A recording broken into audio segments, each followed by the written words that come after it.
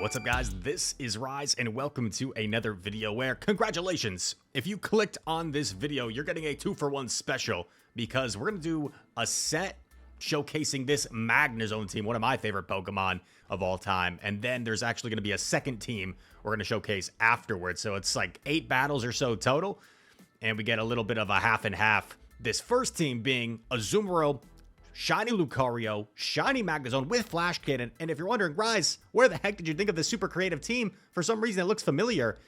Yo, we had someone actually submit this team that we featured on the channel, and we made it more about Lucario, but here we're going to feature the Magnezone, and I wanted to showcase Magnezone myself and get a bit of a feel for it as I have this newly built, look at the IVs. This is a rank 8 Shiny Magnezone in the Great League. Boom, and he's already knocking out Azumarills.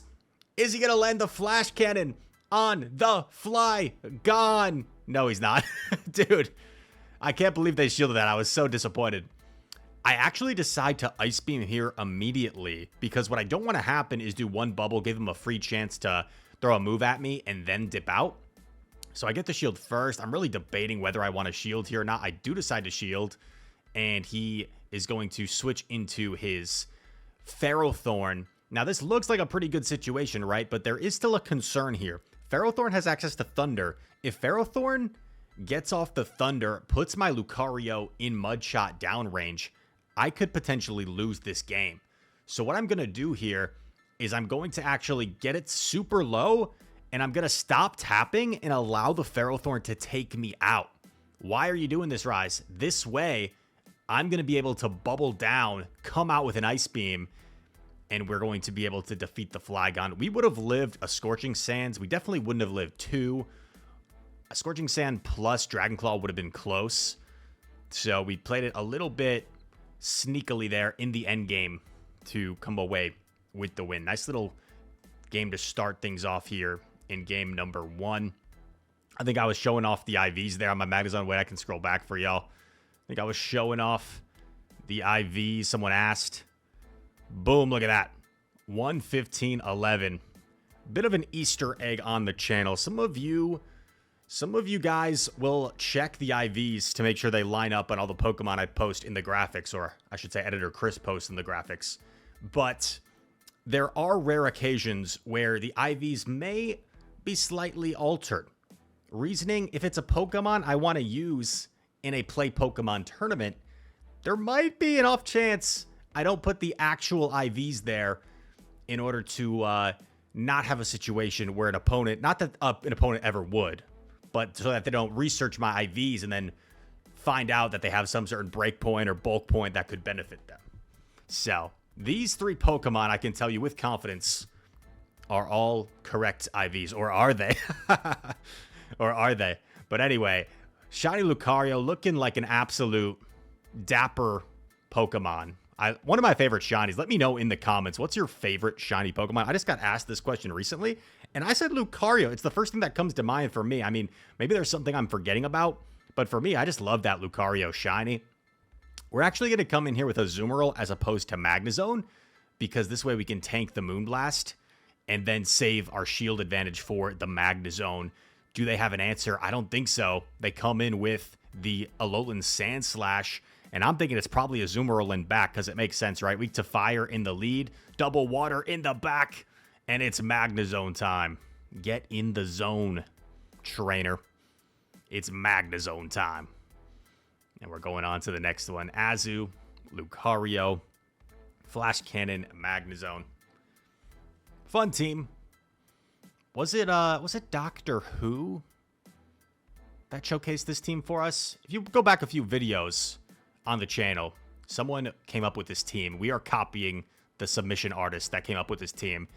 This looks like a tough situation. We swap Lucario. I go for Shadow Ball, and I'm wondering if I had just gone immediately for Pup, maybe I could potentially flip that. Like if I had Pupped immediately, the little bit of Pup damage plus the boosted counters, if he takes the Pup, I might have been able to flip that. So that's a bit unfortunate, but we're going to see if we can do anything here. Earthquake connects, does some big damage to our Azu. And at this point, I don't really want to shield my Azu here. I want to just save 2 shields for Magnezone and hope for the best. So we're going to let this go through. It was just a breaking swipe, luckily. I'm looking to get out as soon as possible. We get out into zone. What's in back? It's a Komodo, which is not good, but we are up a shield, and it's running Poison Jab. It's running Poison Jab. So this is especially good in this particular situation because we are running Flash Cannon, and we are up a shield. He correctly shields the Flash Cannon, but I have literally just like stopped counting at this point. In my head, I am just going to double shield. I'm going to throw Flash Cannon immediately and hope I get there before a potential close combat. I get there. Will the Flash Cannon be enough to knock out the Komodo? Boom! Yes, it is. And then Magnezone just with one of the most dominant matchups in the game here against Skarmory. Everything is double resisted that Skarmory can throw. It's going to take super effective damage, and Wild Charge is going to be more than enough to knock out the Skarmory here. Wild Charge, boom, knocks out. And there you have it. That is a G2, the G trainer. We will go for the next one. I'm looking. I just got a follow. I'm not even streaming. This is a recording. But High Angle 4320 just followed me on Twitch. So shout out to High Angle 4320. You are the real GOAT. We're 3-0 this set. We're feeling ourselves. We're actually pausing and admiring our 3-0 for some reason. I'm not sure what was going on there. But it's on to the next battle. Let's not get too high. Let's not get too low in the go battle. We can't be getting ahead of ourselves at 3-0. We're going to jinx ourselves. Azu versus Azu. This is like my least favorite part of the Fantasy Cup Great League Edition. Like, I just do not like the Azu mirror. This is not fun in my opinion. This is not fun. But I hope you guys are having fun, whatever you're doing today. Let me know in the comments. Any fun, exciting, unique plans today? Or is it just or if it's a typical, normal day, nothing too exciting, feel free to let me know that too. Let me know that too. Sometimes it's just a regular, same old type of day. Azu and Azu exchanging play roughs. They like to play rough, apparently. Maybe they have some bad blood going back in the day. Maybe they were siblings. And they're not playing nice. They're playing rough. I think if I remember this game correctly, I misplay this one. What comes in? A Lucario comes in. And check out how this game plays out. I am going to be able to get off my play rough, which will draw a shield here. And I'm going to then, in order to avoid even more of a farm down, come in with my Lucario. I shield the first, expecting it could be a power-up punch bait. And I'm like, okay, that stinks. And then here, I know it's a power-up punch, so I'm like, I guess I can take it and let it go, save a shield for zone. But then what's in the back? It's a Flygon. It's a Flygon. So by not shielding the power-up punch, look how much my counters are doing. Like, if I shielded the power-up punch, I think I'd give myself a chance just with pure counter damage. And unfortunately, I just top left because I don't think there was any win con at that point in the game, especially since I have no mirror shot. Maybe if I have mirror shot, that would open up a win con because I could like mirror shot, maybe go for a unlikely catch or something, then land the second mirror shot. But if I shielded the second pup, I have enough health where maybe he has to go for Scorching Sands, and maybe I do enough counter damage to win. I'm not sure about that. But by no shielding the power-up punch, I didn't really give myself a win condition there. So a bit of a misplay by me. Also could have maybe like instant swapped Lucario after I went down with Azu. Or, okay, here we go. Turtonator in the lead. This is exactly where we want to see Turtonator with this team. So let's hopefully try and win this. I think I got really like negative in this situation because I'm like, oh, this is so bad because I need to keep Azu for Turtonator, but I have nothing I can swap into the Flygon. So like, I do not like the situation one bit. Do not like the situation one bit. We're going to get off the Ice Beam. I think I'm already like telling chat at this point, like we lost. It's over. We lost. But this is Future Rise. And Future Rise is not going to give up just yet. We get off the power-up punch, because this will either threaten a shield or potentially knock out the Flygon. He shields so he can get off his Scorching Sands, which will definitely knock out our Lucario. This is pretty tough for us, right? Because now we've lost switch advantage, and our Magnezone is going to be lined up against Turtonator, which is really bad for us. So I am a little bit concerned, or a lot of bit concerned. What's going to greet our Azu? It's going to be a Whimsicott. And I'm thinking like, okay, this is probably over, but let's play this out. Maybe there's some play if I can like dance around, land 2 Ice Beams. So I land the first Ice Beam. I wait a turn. I catch on my Magnezone. Okay, the start of the plan is coming together, but now the Turtonator is going to come in and just incinerate down. But I guess Whimsicott's going to build some energy first. And we actually are going to get off a Wild Charge, but are we going to live that Incinerate that came through and get off the second Wild Charge? We actually are. We actually get off double Wild Charge. And now is there any way that we can still win this? Azu's going to get a bubble down here before Turtonator even gets off the move that would have put us into Grass Knot range. And we have the Ice Beam loaded. A sequence of events that could have not gone better for us. And we get the win. Kind of a crazy game there. To be fair, I think the opponent probably wins if they simply go Turtonator straight away rather than building up energy with Whims. But to their defense, if they go Turtonator straight away and they don't bank a move on Whims, maybe then they're concerned I get off a farm down and come out with an Ice Beam with Azu and win the game. So kind of a tricky situation, I'd say, for both of us. And we were able to find a way to come out with the win. That is the Magnezone team. Puts us at 3012 elo. Pretty cool stuff. And then this is the second set. This is the bonus set for you with another team. I think we got like 3 battles or so with this team. Change it up a bit. And I got this team from Mr. Nighttime Clasher. A rising star in the community. Tapu Fini versus Flygon. Flygon flapping away. And yeah, I think Nighttime Clasher used this team to hit Legend rank. So I wanted to give it a try for myself. And I decided to run the Shadow Skarmory variant in the back as opposed to the regular Skarmory. Why, you ask? No reason, really. Just to have fun, just to try out Shadow Skarm. I've got like a pretty decent IV Shadow Skarm. So I figured I'd give it a shot. It's a little more fun. And Drill Run going to connect here. Surprised they didn't shield because they could have shielded and locked on down. But they don't seem inclined to keep switch. That's really nice for me because I can now greet the Flygon with my Skarmory. And this is going to be a really nice matchup for Skarmory. However, with the Shadow, these Scorching Sands are going to add up a little bit faster. In comes a Ferrothorn. And I think the opponent kind of makes a mistake by bringing in the Ferrothorn. Like, he's better off just staying in with Flygon, chipping as much as he can, even if he loses that matchup.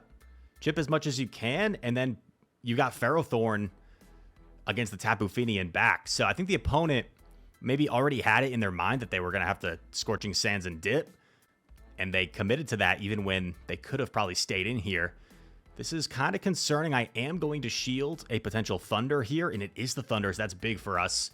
And I am keeping track of energy so I can get to the Brave Bird here just to ensure that we knock out the Ferrothorn.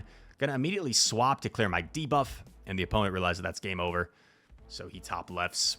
Clear the debuff. That way a Scorching Sands wouldn't have KO'd us. So even if he like took out the Tapu, for example, he would still need more than a Scorching Sands to knock out our Skarmory in the end game. G to the G. Let's see who is up next. I always go like right to the start of the battle where we don't see the name, just in case it's anybody famous, you know. If we go against like Steph Curry. Gnaw Dog the Razor. Definitely recognize that name. Tapu versus A-Slash. Pretty neutral lead. My concern here, right, is that our S-Cav kind of dominates this matchup. So if he has an A-Slash lead, I'm assuming he's going to have S-Cav coverage in the back, which is kind of concerning for me. We're going to shield up the Drill Run. We go for Surf. He lets it go. I try to snipe with a counter, and he expects it. So he swaps in Azu. And this starts to look a little bit sketchy for my S-Cavalier because I'm down a shield. I do get a shield from the Acid Spray, which is quite nice. That's why I say you should never really shield the first in this matchup as Azu. We do correctly shield a Hydro Pump. Okay, so we're actually making some correct shield calls, maybe giving ourselves some play in this matchup. Going for a Drill Run now. Since the Acid Spray debuff, this will do a little bit of extra damage. And he does get to a move. Unfortunately, a Play Rough should be enough to knock out our S-Cavalier from here, even though it's resisted. Does some solid damage. And I'm going to go for a bold Water Gun down. He swaps to not allow the Water Gun down, which is quite smart. I'm going to throw the Surf to chip and then go Skarm. But this is looking really awkward. His Skarm is way ahead on energy. I don't expect him to Brave Bird yet because if he Brave Birds, I can probably like Brave Bird and knock him out after he gets debuffed. But this is looking really weird. There's still 3 Pokemon around on his side. He's not quite in Brave Bird range. I go for Sky Attack expecting him to catch, but he doesn't catch. He actually stays in. Keep in mind, he's debuffed, and I'm not debuffed, so my Steel Wings actually outpace. I'm going to get off the Sky Attack here. I could have gone for Brave Bird. That would have been better, but Sky Attack still is enough to knock out. And then it's going to be Tapu versus Azu, but Azu might get to a move. No, it doesn't. And we sneak away with the win. Just a super awkward game. But G to the G. Yeah, luckily the Sky Attack, I think, actually might have won it for me. Because if I had Brave Birded, then the fast moves probably would have knocked me out first. So yeah, very crazy game there. Shout out to Gnawdog the Razor. I feel like he's been around the scene a long time. Battle starting. Dave Dang, terrific battler from Canada, I believe. Tapu Fini versus S Cavalier. Positive lead for us. Let's see if we can maintain this advantage. He's going to throw a move. I'm not going to shield because it could be an acid spray. And it is a drill run, so that's going to hurt. Over farming. Whoa, what's going on here? What is going on here? What in the name of choppiness? That's strange. Anyway, we got a shield from the Surf. We catch on our S-Cav, which probably wasn't the best decision in the world because that still did a lot of damage, that drill run. So I probably would have been better off catching on Skarm or maybe shielding the drill run on the swap or maybe just staying in and going for switch advantage. But the thing with this team, double steal, right? Both of these teams, I guess, that we've run in this video have been double steal. So you kind of have to lure out the potential Turtonator. That's what I was thinking with the swap. So I'm hoping, I'm kind of like thinking, okay, he swapped Azu into S-Cav, so there's probably no Turtonator in the back. Maybe we still have some play here. Ice Beam connects on our Skarm. Over farming as much as I can, and I get a little bit greedy perhaps. Maybe I would have been better off throwing Sky Attack first. Probably would have been the better play, because now I have no shields remaining. So it might be tough to take out what's in the back, depending on what it is. Sky Attack knocks out S-Cav. What's going to be in the back? It's going to be a Turtonator. So I think we just lose on the spot. I will switch into my Tapu. Maybe I can get off a Moonblast here. But the thing is, even a Moonblast isn't going to be quite enough to knock out from this range. Turtonator is surprisingly bulky for its Fire Dragon typing. Takes the Moonblast. We do get the attack drop, which is kind of nice. But our Skarm is just so low. Don't think we're going to be able to Steel Wing down before we get incinerated down, as you see. And that is a G to the G. Shout out to Dave Dang. Beating us pretty good there. And, yeah. That's the one problem I've had with Fantasy Cup is I feel like a lot of my wins and losses, I guess this video's had some pretty good battles, but a lot of my wins and losses I feel like are like really dominating or getting dominated, where there's like not a whole lot of in-between plays. But let's see how this game plays out. We have a positive lead here into the Turtonator. See if we can maintain our positive situation. He goes all the way to 100 energy and then swaps. I swap S-Cav to greet the Azu, which isn't the right play. I don't know, but I figure with all shields still in play, this benefits the S-Cavalier. Versus if like shields were down, I probably would have come in Skarmory for sure. But yeah, I'm hoping I can at least... Oh, and he Hydro Pumps. So that's great for us. He Hydro Pumps. That's a lot of energy he just expended. And now hopefully I can get off another charge move before he gets off another charge move. He is going to get there. And I go down a shield and I'm not going to preserve switch. This is kind of rough for us.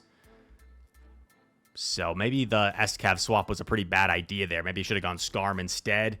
And then I elect to swap Skarm when I didn't do any chip damage. And I don't feel like I can really shield here because I feel like Tapu's kind of my win condition. And then I actually lose the charge attack priority. So literally everything that could go wrong went wrong in this game.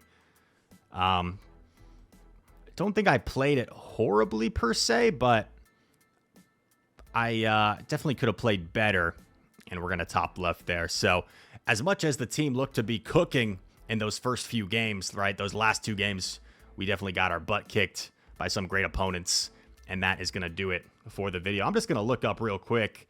I'm going on pvpoke.com. If I go Tapu versus Turtonator, Tapu Fini should win the charge attack priority, so my guess is that was like a very high attack weighted Turtonator for him to win that charge attack priority. But it makes sense. I mean, Turtonator's not easy to come by, right? So it might be just running a high attack one. Makes total sense. I hope you guys enjoyed this video, found maybe the teams useful, or found it entertaining at the least. If you did enjoy the video, hit that like button, subscribe to the channel. If you're new, comment down below. All comments are appreciated. And all that said, thank you so much for watching. I hope to see you in the next one. Peace.